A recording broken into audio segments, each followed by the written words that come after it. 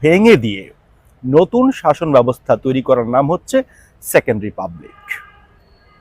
অর্থাৎ যদি আমি এটা বাংলাদেশের একটু উদাহরণ হিসেবে দিতে চাই, যে বাংলাদেশের স্বাধীনতার অর্জন 1971 সালে, 72 সালে হচ্ছে বাংলাদেশের গঠনতন্ত্র তৈরি করা হয় এবং বাংলাদেশের একটা শাসন ব্যবস্থা তৈরি হয়।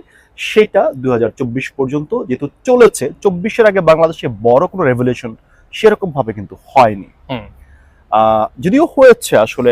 দর্শক, আপনারা জানেন আমরা কোন বিষয় নিয়ে কথা বলি। আমরা সমসাময়িক রাজনীতি নিয়ে কথা বলি। আর এই সমসাময়িক রাজনীতিতে নতুন একটি দল আমরা কিন্তু পেয়েছি, জাতীয় নাগরিক পার্টি। আর এই দলের সাথে সাথে আমরা তিনটি শব্দের সঙ্গে পরিচিত হয়েছি: সেকেন্ড রিপাবলিক, ইনকিলাব জিন্দাবাদ এবং গণপরিষদ নির্বাচন। আসলে অনেকের মনে প্রশ্ন যে সেকেন্ড রিপাবলিক কি, ইনকিলাব জিন্দাবাদ কেন বলা হচ্ছে, আর গণপরিষদ নির্বাচন, এগুলো মানুষ জানতে